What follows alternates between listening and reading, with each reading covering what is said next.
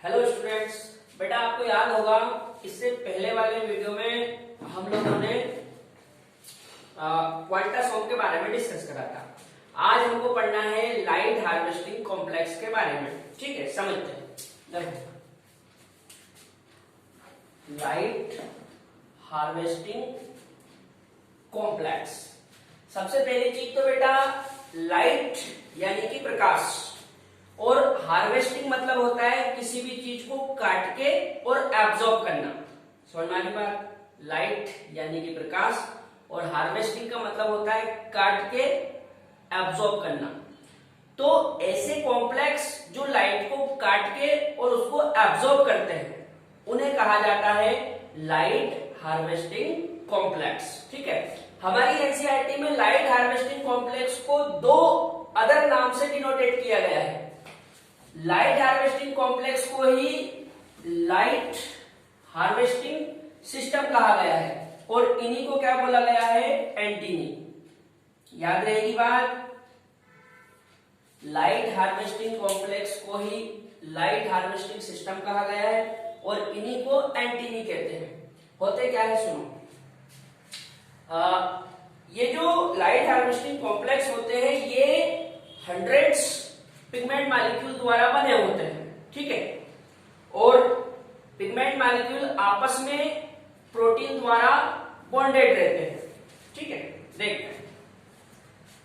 The light harvesting complex are made up of hundreds of pigment molecule bound to protein. ठीक है, याद रहेगी बात, जो लाइट हार्वेस्टिंग कॉम्प्लेक्स है ये हंड्रेड्स पिगमेंट मॉलिक्यूल द्वारा बने होते हैं। हंड्रेड्स मतलब सैकड़ों की संख्या में।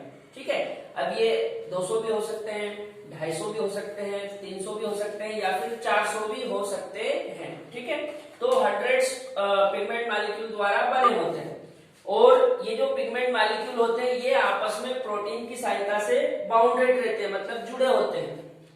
आगे देखते हैं। It is a functional unit of photosynthesis.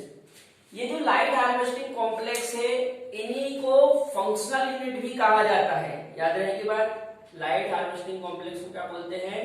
Functional unit of photosynthesis, मतलब प्रकाश संश्लेषण की कार्यात्मक इकाई।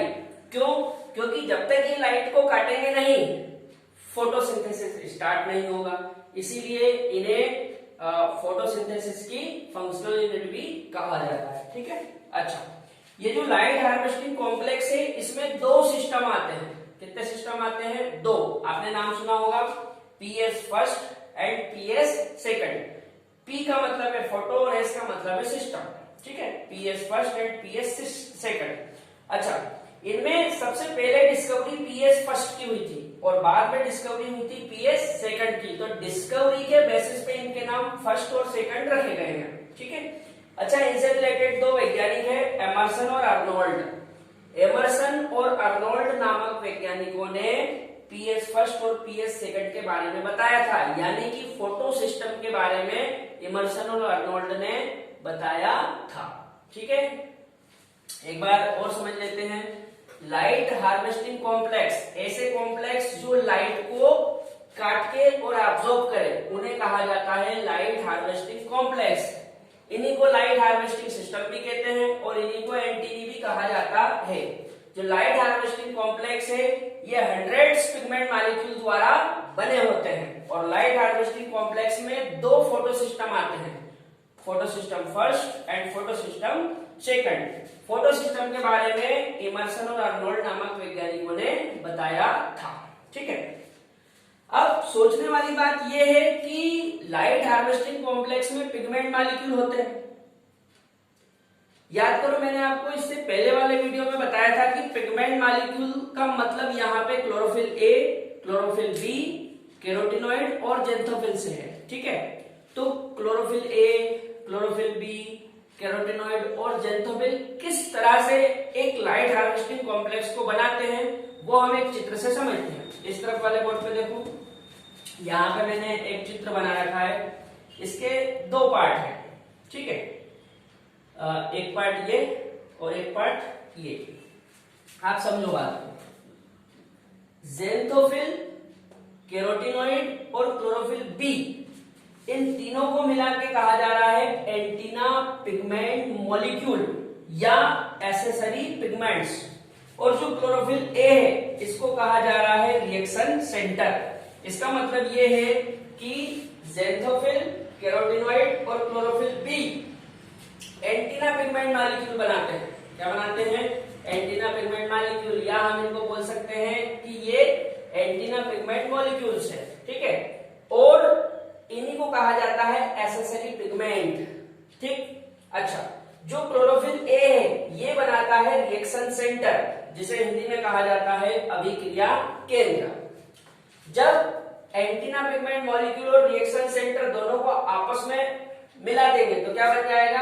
एंटीनी, जिसको हम क्या बोलते हैं? लाइट हार्वेस्टिंग कॉम्प्लेक्स या लाइट हार्वेस्टिंग सिस्टम।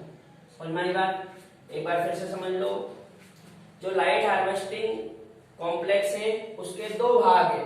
एक भाग में होते हैं एंटीना पिगमेंट मॉलिक्यूल और दूसरे भाग में होता है रिएक्शन सेंटर। ज़ैंथोफिल, कैरोटीनॉइड और क्लोरोफिल बी, ये तीनों मिला के बनाते हैं एंटीना पिगमेंट मॉलिक्यूल, जिसे एसेसरी पिगमेंट भी कहते हैं। और जो क्लोरोफिल ए है ये बनाता है रिएक्शन सेंटर। इस पूरे को मिला के बोलते हैं एंटीनी या फिर लाइट हार्वेस्टिंग कॉम्प्लेक्स या लाइट हार्वेस्टिंग सिस्टम। अब ये लाइट हार्वेस्टिंग सिस्टम काम कैसे करता है वो और देख लेते हैं अपन, ठीक है। यहां देख लेते हैं इस तरह।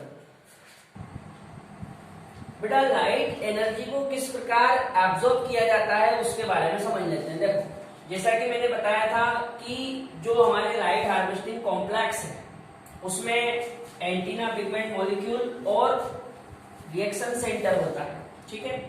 तो सबसे पहले होता क्या है, जैसे हमने पढ़ा है कि जो सनलाइट होती है उसमें जो एनर्जी होती है वो फोटोन के फॉर्म में होती है, ठीक है। ये आप सभी को पता होगा कि सनलाइट में जो एनर्जी होती है वो फोटोन के रूप में होती है, फोटोन के फॉर्म में होती है, ठीक है।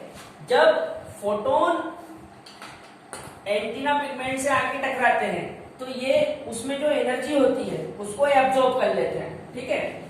उस एनर्जी को फिर ये आगे की ओर ट्रांसपोर्ट करते हुए कहां पहुंचा देते हैं? क्लोरोफिल ए के पास, जिसे हम क्या कहते हैं? Reaction centre. जैसे ही एनर्जी क्लोरोफिल ए में जाती है, क्लोरोफिल ए में जो इलेक्ट्रॉन होता है वो इलेक्ट्रॉन एक्साइटेड होकर और कहां चला जाता है?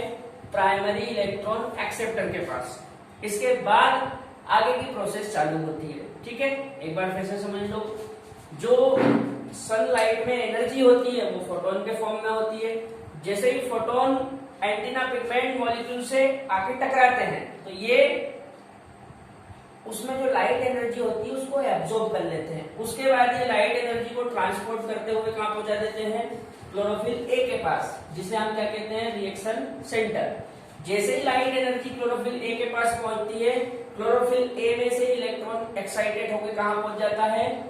प्राइमरी इलेक्ट्रॉन एक्सेप्टर के पास। अब ये इलेक्ट्रॉन कहां से आया और ये आगे कहां जाएगा वो सब हम पढ़ेंगे लाइट रिएक्शन में, ठीक है।